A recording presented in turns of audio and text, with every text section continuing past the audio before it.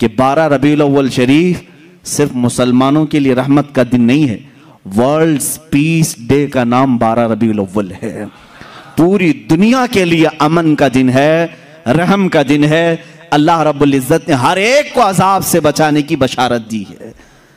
अजीज़ान गिरामी वक़ार, रसूल पाक सल्लल्लाहु तआला अलैहि वसल्लम की मीलाद के मुतालिक दलाइल बहुत सारे हैं। हाँ, जिस शक्ल से मना रहे हैं, जाहिर सी बात है ज़माने के बढ़ते बढ़ते हर चीज़ में तरक्कियाँ होती रहती हैं। सबसे बड़ा सवाल सुन्नियों से यही किया जा, सहाबा ने मनाया था, ताबईन ने मनाया था, औलिया ने मनाया था, ये तो अब के ज़माने में मनाया जा रहा है।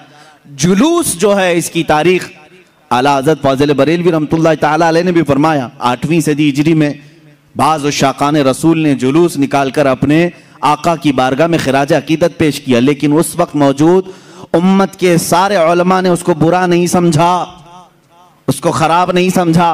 बहरहाल मैं आपको बताऊं, सहाबा ने मनाया था, ये बार बार सवाल करते हो।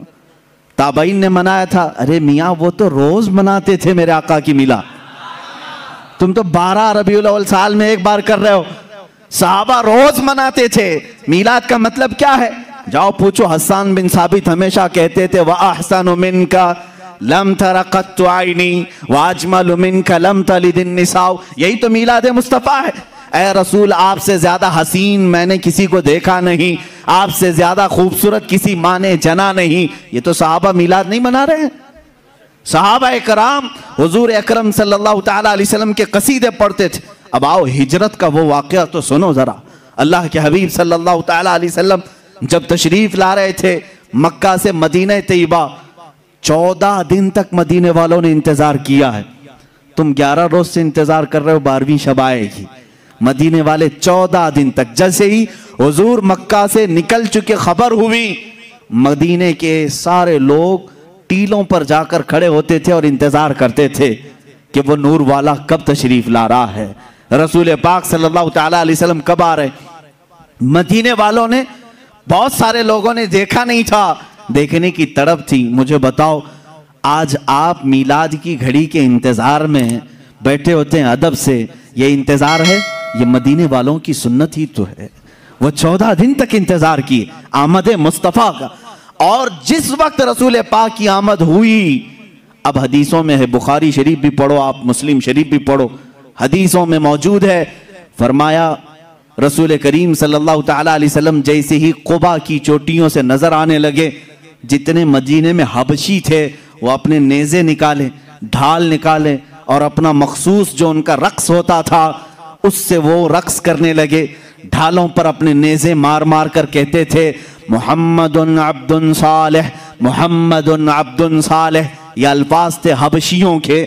और उसके बाद बनु नज्जार एक खानदान था, उस खानदान की सारी बच्चियां अपने हाथों में दफ लेकर के आई, यूं कहती थी, तलअल बद्रु अलैना मिन सनियातिल वदाई वजब शुक्र अलैना मा दआ लिल्लाहि दाई। ये आगे पूरा मौजूद है कसीदा, जिसमें वो कहती हैं, अंत शर्रफ्तल मदीना मरहबन या खैर दाई। ये गुनगुनाते हुए वो यूं कह रही थी, हम पर 14वीं का चांद तुलू हो गया है। कहां से? सनियतुल वदा की घाटियों से। उसके आने पर हम पर शुक्र वाजिब हो गया है। मुझे बताओ, ये मीलाद नहीं है तो और क्या है? हुजूर पाक की मीलाद का मतलब है हुजूर की सीरत बयान करना, हुजूर पाक की तारीफ बयान करना, यही तो मीलाद है। हम मजलिस मीलाद का मतलब क्या है? सिर्फ 12वीं शब को मनाना, यही नहीं, साल भर जब भी आप मेरे आका के तज़किरे करेंगे हम उसको मीलाद मुस्तफ़ा ही कहते हैं। मौलूद की महफिल है, मजलिस मीलाद है, जहां रसूल पाक की आमद के किस्से बयान किए जाएं, तारीफ व तौसीफ बयान की जाए, वो मीलाद है। सहाबा ने किया है मेरे अजीजों। अब अल्लाह के नबी सल्लल्लाहु तआला अलैहि वसल्लम जब तशरीफ लाए तो क्या हुजूर ने मना कर दिया? जो हिजरत के बाद हुजूर तशरीफ ला रहे थे। अच्छा, इसमें यह भी देखें, जब रसूल पाक सल्लल्लाहु तआला अलैहि वसल्लम तशरीफ लाएं तो उस वक्त का एहतराम और ताज़ीम करना यह सिद्दीक़ अकबर ने भी सिखाया है। उसकी एक खुसूसियत होनी चाहिए।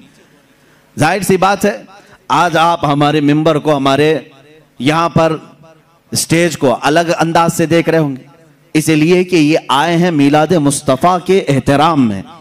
मस्जिद आज अलग रौनक ली हुई है, यहाँ अलग एक रोशनी है, क्योंकि उस साअत और उस घड़ी के एहतराम में, जिस सुहानी घड़ी चमका तैबा का चांद, उस दिल अफरोज साअत पे लाखों सलाम।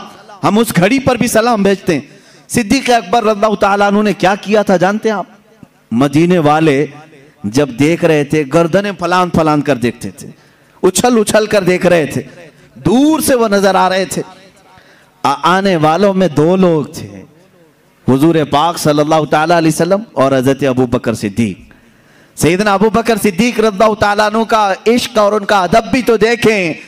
जब मदीने वाले दब बजाने लगे और उछल उछल कर देखने लगे, हज़रत अबू बकर सिद्दीक रज़ियल्लाहु ताला अन्हु ने अपना जुब्बा उतार दिया, जुब्बा उतार दिया, तहबंद है, और जुब्बा उतार कर एक लकड़ी में लगाया और हुजूर सल्लल्लाहु ताला अलैहि वसल्लम के ऊपर झंडे की तरह हिलाने लगे। हुजूर पाक सल्लल्लाहु ताला अलैहि वसल्लम के चेहरे पाक के ऊपर हिलाने लगे। क्यों किया ऐसा उन्होंने? क्यों किया? यही तो हम भी कहते हैं, जब वो आमद मुस्तफ़ा हो तो हम लहराते हैं, लोगों को बताते हैं कि ये घड़ी आम घड़ी नहीं है। हज़रत अबू बकर सिद्दीक ने यूं किया। हुजूर पाक सल्लल्लाहु ताला अलैहि वसल्लम ने उनसे पूछा भी, अबू बकर इतने दिन से मक्का से चले यहां तक पहुंचे, वो आपने जुब्बा उतारा नहीं, लहराया नहीं, मदीना करीब आया और तुम ये अपना जुब्बा उतार करके लहरा रहे हो। सिद्दीक़ अकबर के इश्क को लाखों सलाम, अदब व एहतराम को लाखों सलाम। अर्ज करते हैं, आका बहुत सारे मदीने वालों ने आपको अब तक देखा नहीं, मैं ये सोचता हूं कहीं वो गलती से मुझे रसूल ना समझ लें। मैंने अपना जुब्बा उतार दिया है ताकि मदीने वालों को पता चले आका और है, गुलाम और है। झंडे लहराते हैं तो पता चलता है आका तशरीफ ला रहे हैं। ये सिद्दीक़ अकबर ने करके बताया है। जब रसूल तशरीफ ला रहे हो तो झंडे लहराए जाते हैं, इसलिए कि उस घड़ी का अदब हो, उसका एहतराम हो। मदीने वालों ने देखकर ही पहचान लिया, जो लिबास उतार कर आ रहा है वो गुलाम रसूल है, और जिसके सर पर झंडा लहरा रहा है अगर से जुब्बे का हो वो मुहम्मदुर रसूलुल्लाह है। मेरे आका सल्लल्लाहु ताला अलैहि वसल्लम के आने का अदब और एहतराम मदीने वालों ने भी किया था। अब मैं ये कहता हूँ कि जिसे मदीने वालों की खुशकिस्मती मिली वो मेरे आका की मिलाद मनाएगा और मदीने वालों में उसका हशर भी होगा, क्योंकि मेरे आका ने फरमाया है, मन तशब्बह बिकौमिन फहुव मिनहुम, जो जिस कौम की आदत को अपनाएगा दुनिया में, क़यामत के दिन वो उसी कौम के साथ उठाया जाएगा। ऐ वाबियो, तुम मक्का के इब्लीस के साथ गम मनाओ और तुम्हारा क़यामत के दिन हशर उन्हीं की जमात के साथ होगा। हम आज कुमकुमे भी लगाएं, झंडे भी लहराएं, 12वीं शब को अलल ऐलान कहें कि आई नई हुकूमत, सिक्का नया चलेगा, आलम में रंग बदला, सुबह शबे विलादत, हम इस फख्र के साथ कहेंगे। इसलिए कि मदीने वाली कौम के तरीके पर हमने किया है, और रसूल ने फरमाया जो जिस कौम की मुशाबहत करता है क़यामत के दिन वो उसी के साथ उठाया जाएगा। फख्र करो, क़यामत के दिन इंशाअल्लाह हम सब मदीने वालों के साथ उठाए जाएंगे, मदीने वालों के साथ उठाए जाएंगे जो मिलाद मुस्तफ़ा सल्लल्लाहु ताला अलैहि वसल्लम का अदब व एहतराम करते हैं। अज़ीज़ान गिरामी वक़ार, रसूल पाक सल्लल्लाहु ताला अलैहि वसल्लम की मिलाद का एक और जवाज़ है, एक और जवाज़ है। जहां हुजूर की तारीफ बयान हो रही हूं, कहां वो उस वक्त की बात मैं कर रहा हूं जब कोई नहीं था, कोई नहीं, न बुलबुल का तरन्नुम, न फूलों का ये खिलना, कुछ भी नहीं कायनात में। अल्लाह रब्बुल इज्जत ने एक मजलिस सजाई जिसको कहते हैं यौमे मीसाक। यौमे मीसाक, वादे का दिन। ये कौन सा दिन था? उसमें सिर्फ नबियों की रूहों को जमा किया।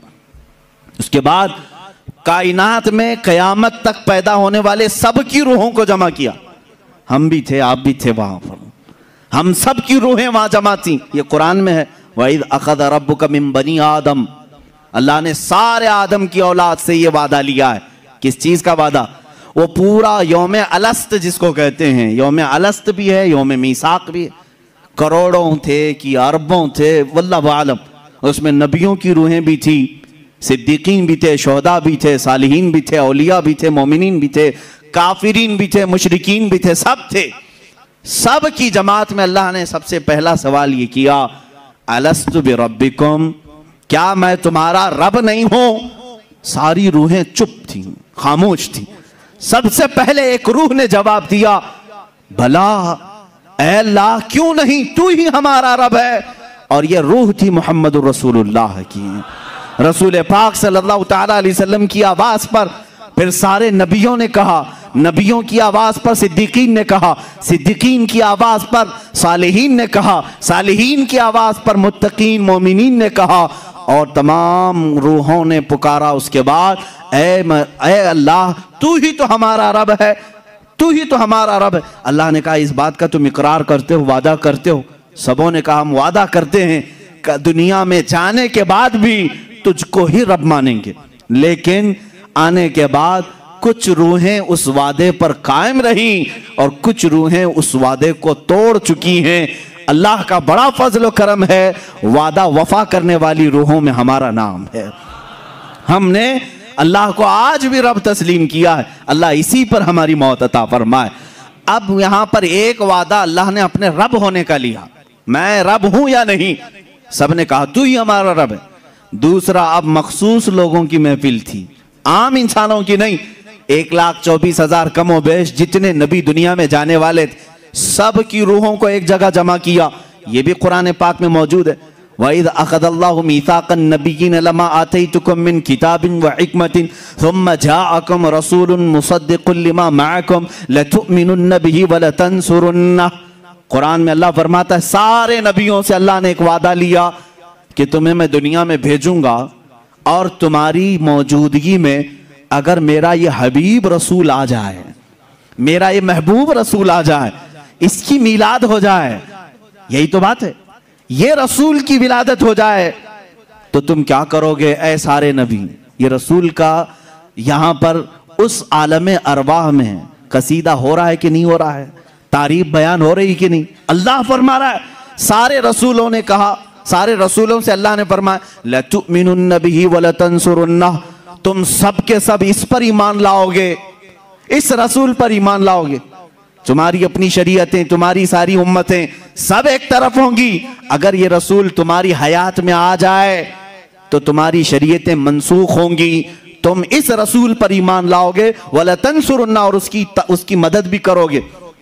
अब इतना ही नहीं, अल्लाह ने हुक्म दिया, उसके बाद पूछा, क़ाल अअक़ररतुम, क्या तुम इस बात का इकरार करते हो? व अख़ज़्तुम अला ज़ालिकुम इसरी, क़ालू अक़ररना। सभी की रूहों ने कहा, ऐ अल्लाह, हम इकरार करते हैं कि ये रसूल जब आएगा हम इस पर ईमान लाएंगे, हम इसका ताउन करेंगे, हम इसकी मदद करेंगे। अल्लाह ताला ने आखिर में फरमाया, क़ालू अक़ररना क़ाल व अना ज़ालिका मिनश शाहिदीन व अना मअकुम मिनश शाहिदीन। अल्लाह ने फरमाया, याद रखो, इस बात पर मैं भी तुम्हारे साथ गवाह रहूंगा। हुजूर पाक की आमद का तज़किरा कहां हो रहा है? हुजूर की विलादत से कई हजार साल पहले, हुजूर की आमद से कई हजार साल पहले। मुझे बताओ, मिलाद की मजलिस आज हम सजा रहे हैं, मैं तो कहता हूं जब कोई नहीं था तब भी अंबिया के दरमियान अल्लाह ने अपने रसूल की तारीफ बयान की। यही तो मजलिस मिलाद का मकसद है। रसूल पाक सल्लल्लाहु तआला अलैहि वसल्लम की विलादत पाक के तज़किरे ये यौम अलस्त में भी थे, यौम मीसाक में भी थे। अब आओ अल्लाह के नबी सल्लल्लाहु तआला अलैहि वसल्लम के नूरी सफ़र के मुतालिक मैं अर्ज़ करूँ। ये नूर मुस्तफ़ा सल्लल्लाहु तआला अलैहि वसल्लम बड़ी मंजिलों से यहाँ तक तशरीफ़ लाया। अल्लाह तबारक व तआला ने सबसे पहले क्या पैदा किया? कायनात में कौन सी चीज़ पैदा हुई? अज़ीज़ान गिरामी वक़ार, खुद मेरे आका सल्लल्लाहु तआला अलैहि वसल्लम की हदीस है, जिसको हदीस जाबिर कहते हैं। मुसन्नफ़ इब्न अब्दुर रज़ाक़ में यह हदीस पाई गई। हुज़ूर पाक सल्लल्लाहु तआला अलैहि वसल्लम ने हज़रत जाबिर से कहा, ऐ जाबिर, सबसे पहले अल्लाह ने मखलूक़ात में तेरे नबी के नूर को पैदा किया। हुज़ूर ने फरमाया कि सबसे पहले अव्वलु मा खलक़ल्लाहु नूरी, अल्लाह ने सबसे पहले मेरे नूर को पैदा किया। वो रसूल का नूर कैसा था, क्या था, ये अल्लाह बेहतर जाने। हदीस पाक में ये मिलता है, और मदारिजुन नबुवा में शेख अब्दुल हक मुहद्दिस देलवी रहमतुल्लाह तआला अलैह इसकी 12 मंजिलें बताते हैं कि नूर मुस्तफ़ा सल्लल्लाहु तआला अलैहि वसल्लम को कैसे पैदा किया गया। कुछ भी नहीं था, आदम थे ना हव्वा थी, ना कायनात की कोई चीज, ना जन्नत दोज़ख लौह कलम अर्श कुर्सी, कुछ नहीं, सिर्फ अल्लाह रब्बुल इज्जत। अल्लाह ताला फरमाता है कुन्तु कंज़न मख्फियन फ़अरदतु अन उअरफ़ा फ़ख़लक़तुल ख़ल्क़ औ कमा क़ाल रसूलुल्लाह सल्लल्लाहु अलैहि वसल्लम। यह हदीस कुदसी है, यानी अल्लाह खुद फरमा रहा है, रसूल की जुबान है। मेरे आका फरमाते हैं अल्लाह ने फरमाया कुन्तु कंज़न मख्फियन, मैं एक छुपा हुआ खजाना था। अल्लाह फरमा रहा है मैं एक छुपा हुआ खजाना था। फ़अरदतु अन उअरफ़, तो मैंने ये इरादा किया कि मैं पहचाना जाऊं, मेरा तारुफ हो सबके सामने। फ़ख़लक़तुल ख़ल्क़, फिर मैंने एक मखलूक पैदा किया। एक मखलूक, सबसे पहली मखलूक। अल खल्क से मुराद क्या है? वो नूर मुस्तफ़ा है। मेरे आका सल्लल्लाहु तआला अलैहि वसल्लम के नूर को पैदा किया। अल्लाह रब्बुल इज़्ज़त ने अपने हबीब के नूर को पैदा किया।